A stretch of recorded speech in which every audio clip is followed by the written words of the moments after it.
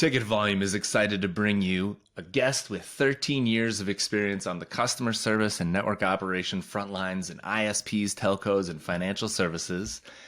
10 plus years as a specialist consultant in knowledge management to customer and internal IT teams, and 10 plus years as an early stage investor, co-founder and COO of Tractor Ventures. Welcome to Ticket Volume, news and information for improving IT experiences.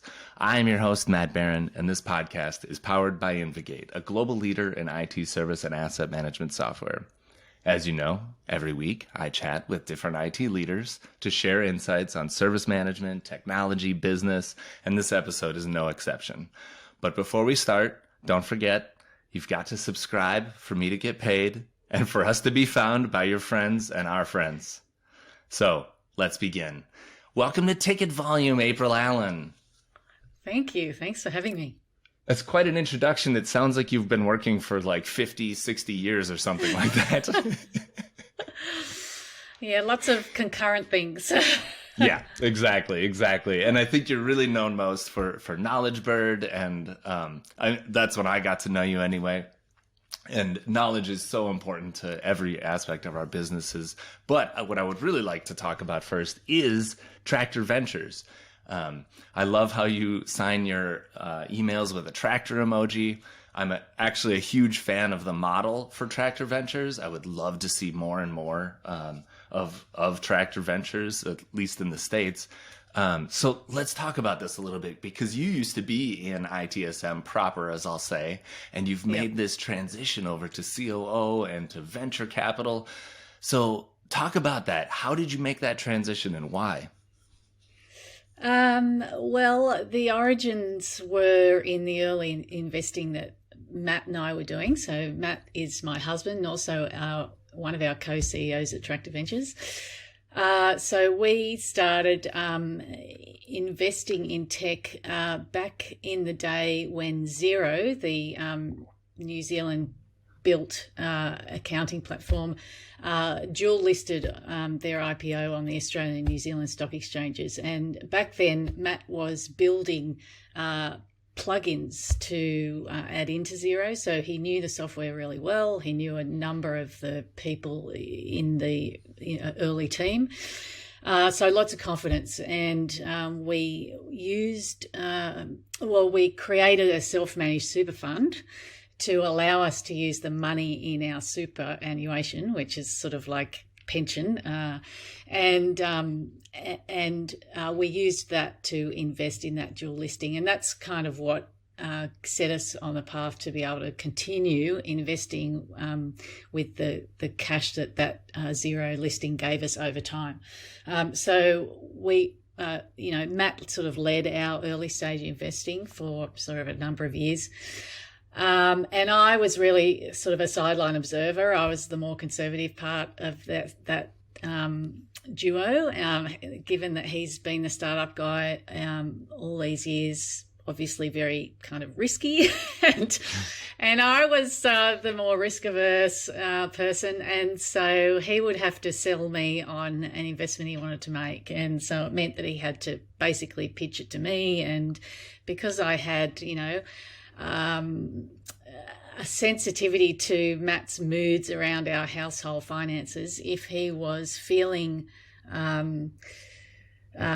anxious sort of last week about our situation, then I would be able to say, well, last week you weren't feeling comfortable, so has your position changed? So that was the extent of my due diligence on Matt's due diligence on those investments.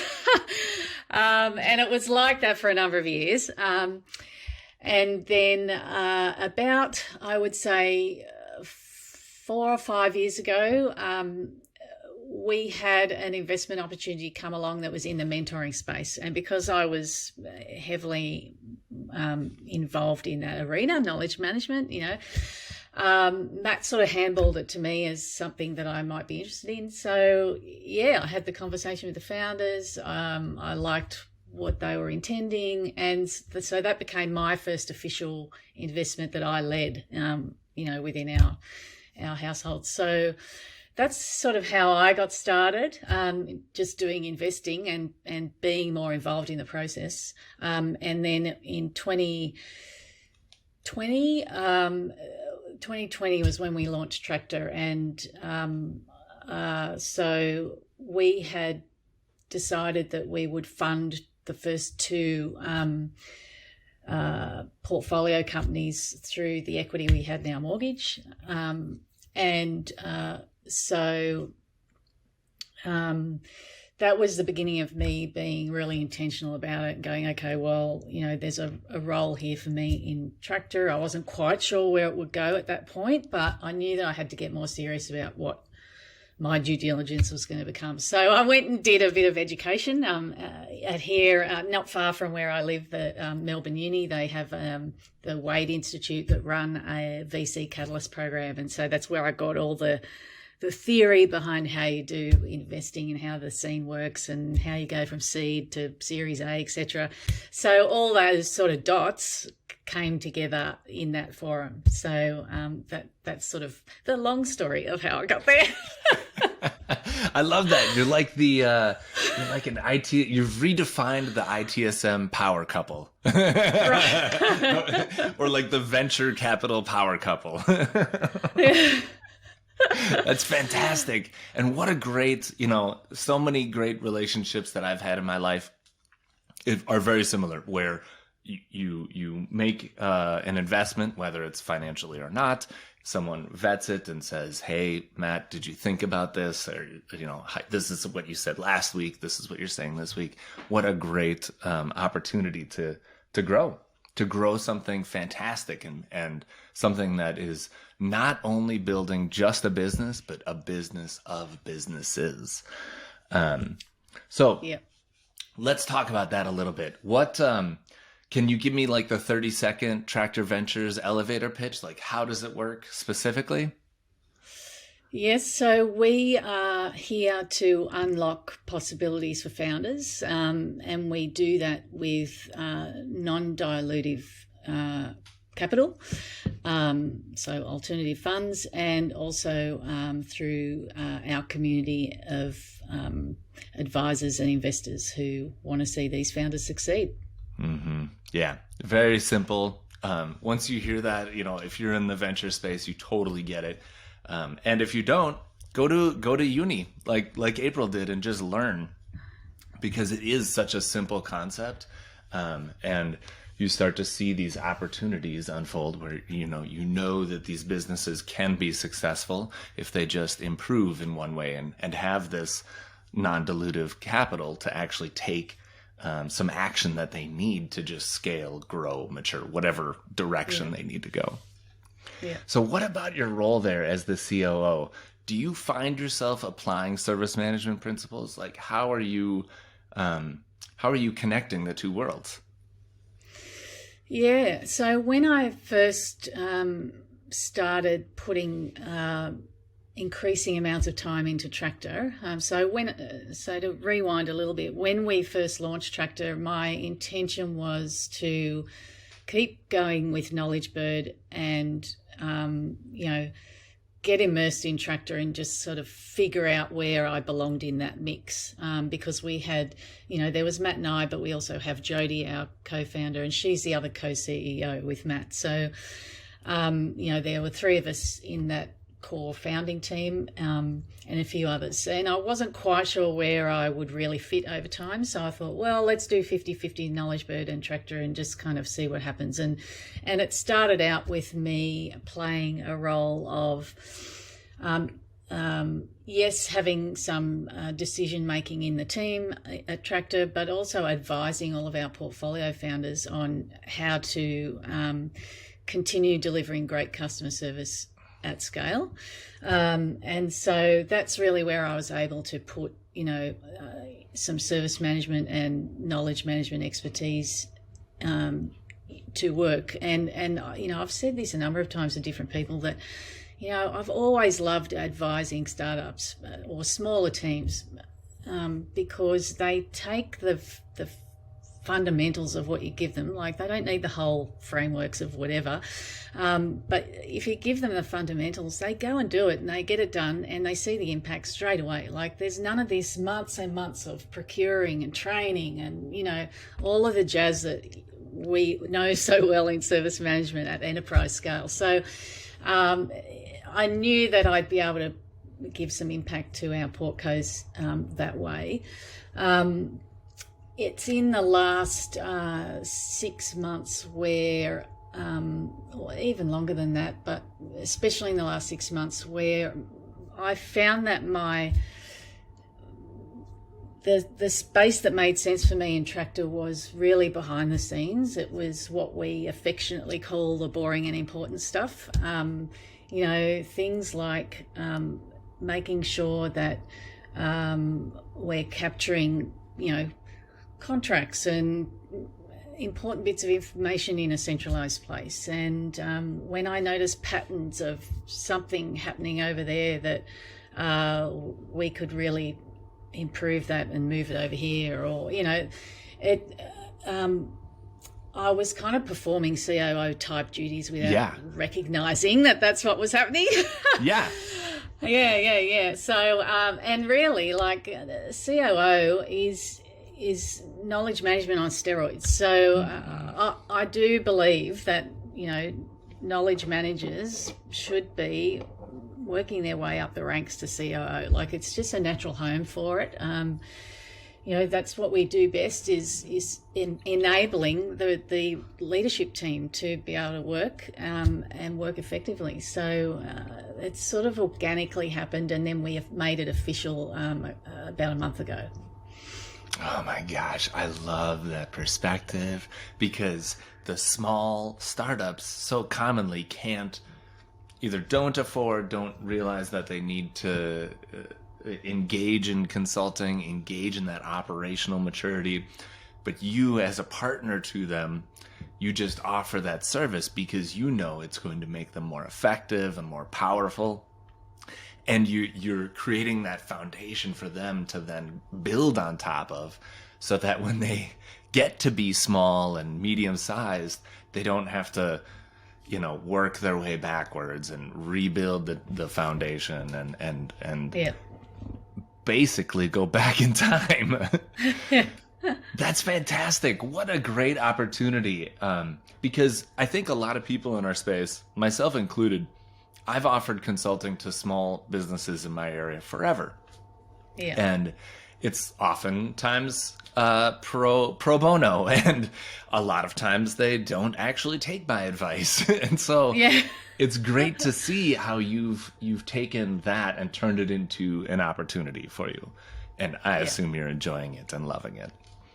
Yeah. It's great. Look, since we made it official, our shuffling in the co-founding team, where Matt and Jody are now co-CEOs, and I'm the COO, I really, when I have that sense of belonging, and I have a label for how to be, like, it really, like, that just sets me off. Like, I can do that. But I'm not one of these types like Matt and Jody are, where they are the natural entrepreneurs. Like, titles mean nothing to them. It doesn't matter. They just turn up, show up, and they throw everything at it. But I like to have structure. I like to know. I like to know that there's a box for this and there's a box for that, and so I was quite uncomfortable with, you know, that ambiguity in the leadership team. Like, I can accept and tolerate ambiguity in the company as we're working our way through this thing, because let's face it, you know, this is a new asset class for certainly in Australia, revenue-based finance. So, you know, we are still learning a lot, and there is ambiguity every day in a lot of what we do. But if there's ambiguity in what I'm meant to do, I do not work very well like that. So I'm so much happier. I'm so much happier now. I love that sense of belonging. That is such a good way of putting it. And you're right. There's just aspects where you can't just fly by the seat of your pants. You cannot just entrepreneur your way into contract management. It's just not. Yeah. contract management is done in a specific way for a specific Yep. reason, mostly to reduce risk and make money. But Yeah. I love that. That's fantastic. And so talk about your team a little bit, like, because you guys aren't just you three now. You've grown significantly, right? Yeah, so when we launched in December of 2020, we had the three of us plus our chairman, Darcy, and we had two general partners who were in New Zealand, Kirsty and Lance. So there were six of us in the launch time. Now we have 16. We've got a 17th role open. So it has been a wild ride. And when we launched this financial services company, we didn't even have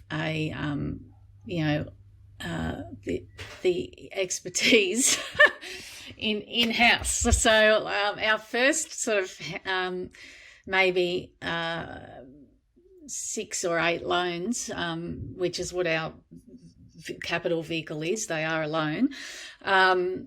We call them Yo loans these days because they were written with very, very founder-friendly terms that do actually cause problems for us. And now that we're more mature and now we have an actual credit team who do know how all this stuff is meant to work. So yes, we're now much more equipped with the expertise that we need to run this financial services company. So yeah, we do have a credit team now who are fantastic. We've also got a community team. Olivia is our we call it our Tractor Village. So she works with all of our portfolio founders to help connect them up with knowledge that we have already produced through masterclasses and podcasts and content and things like that, but also the people we have available in our network, because we have 70 or 80 investors who have invested in the tractor company. So, and they're all sort of exited founders, some family offices, a few sort of individuals that work in VC, and they are really highly motivated to help our founders succeed on their, alternate path. So, Olivia and also our entrepreneur in residence, they work together with our founders to help connect the dots for them in a really meaningful way. We've also got Gaz in our marketing, and I know you've seen a lot of our LinkedIn, so a lot of that would be Gaz. And in our New Zealand team, we've got, the people and culture expertise and product engineering expertise. And so we can really, amongst our, 16 heads, we can really cover a lot of the bases that all of our portfolio founders need help with. For a long time, that's how we used to run our advisory, was just team calls with, all of us 6 or 8 early folks on the call with the founder and just talking about, what were their challenges of the day and how can we help them. And, now obviously we have to scale that expertise as well, which is why we're tapping our investors and friends of Tractor to help out. Great. You're like a SWAT team. Swoop in. Yeah. Fix the tech, fix the process. Absolutely fantastic. Yeah. Share the knowledge. I love that. That's brilliant. So, the 2 questions that come to mind right away are like, what advice would you give to service management professionals given this transition that you've made? Oh, good question. Okay, so I've seen people who come through the service management ranks and they get to a point where they want something more interesting, they want something more dynamic. But, in the startup scene, you've got to be prepared to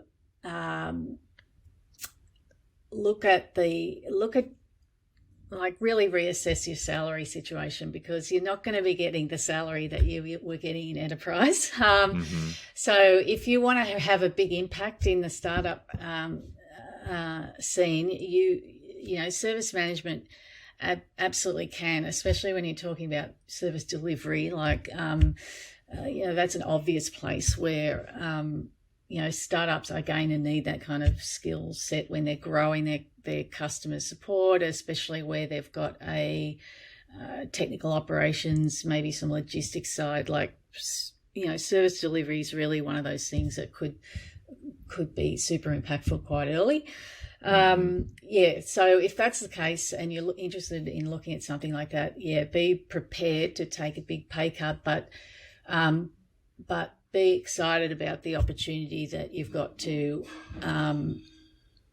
participate in, usually there's share options available. So, don't just look at the dollar figure, also consider the potential for how high that your impact could drive your, the company's value in the longer term. Yes, exactly. If you see an idea that you can get behind and has market value, take the hit, invest a couple years, the equity will come in. Yeah. And the other tip I would say is, because you've got expertise in enterprises, there are so many startup accelerators and incubators out there that you can look for opportunities to become a mentor or an advisor, and you can help, particularly B2B SaaS founders, with like challenging their business models, challenging their go-to-market. You've got some real opportunity to get in on the ground floor there and help some founders out, and you can earn advisor equity. So, that's another way you can get in on investing yourself, is to take some advisor equity as a early advisor to startups. That is a great tip. You don't realize what the network is going to do for you, because the people that are involved in this industry, they're not just here for onesie twosies. Like, this is their life, this is their career, this is where they take everything and give everything.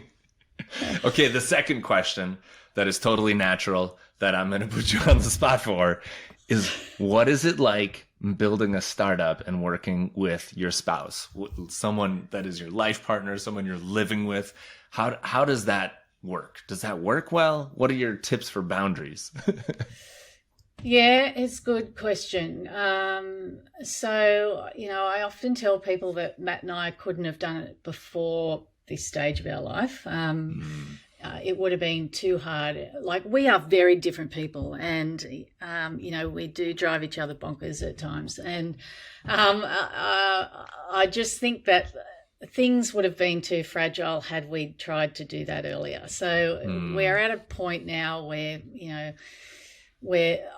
I think it's a lot to do with self-discovery, and when you're in a better position to know yourself better, then those harder conversations get a bit easier, and you have harder conversations when you're working with your spouse. So, and the interesting thing is that our funding seems to attract a lot of founders who are also married or in, are domestically partnered as well.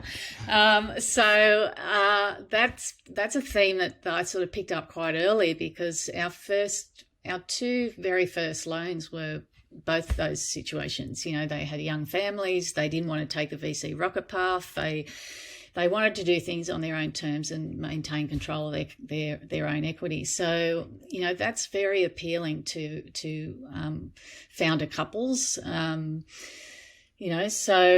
that's an interesting aside. But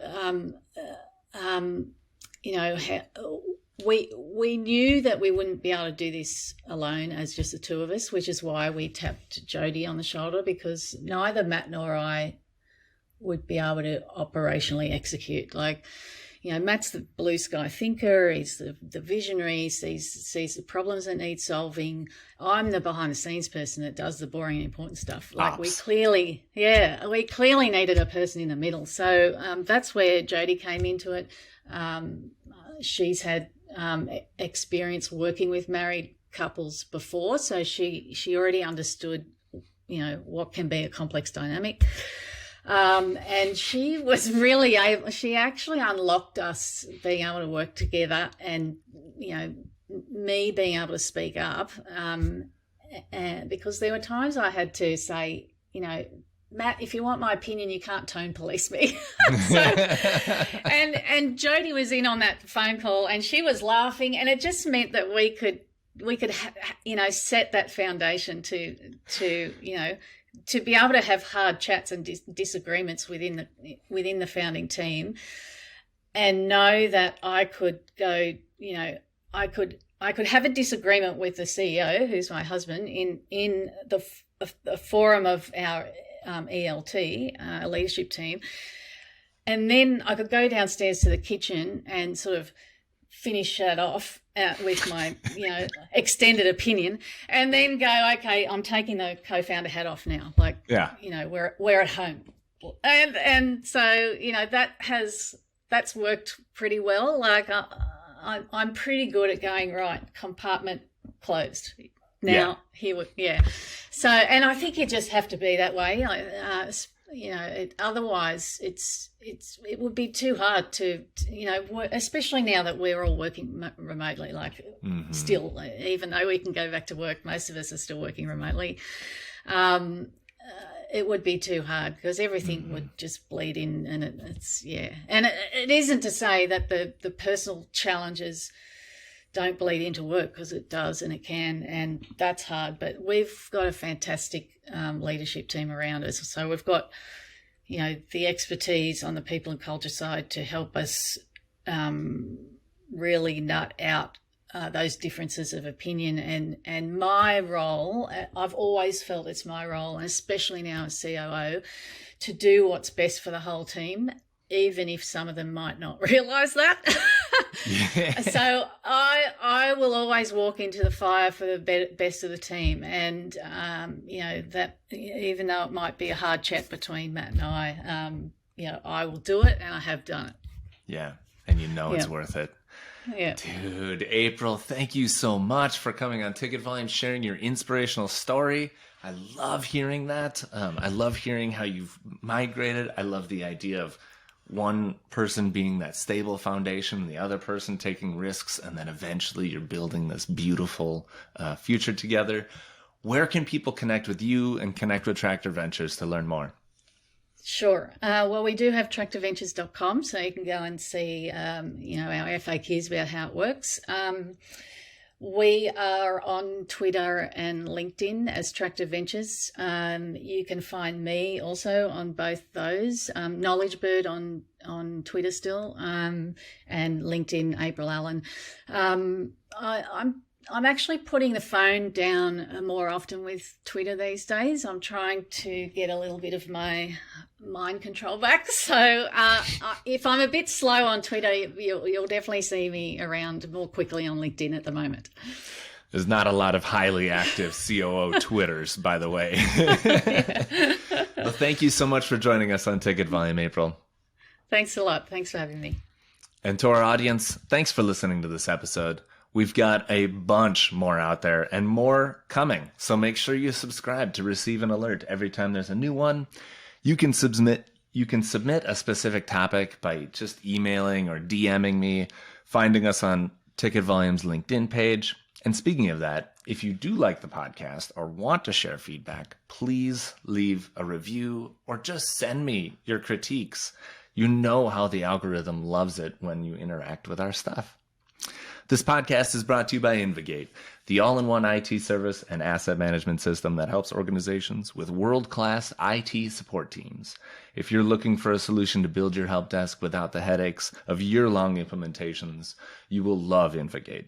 In fact, IT teams from NASA, Toyota, and McDonald's use InvGate to manage requests, automate workflows, and centralize inventory data so they can focus on delivering better service. Because remember, great service is great business.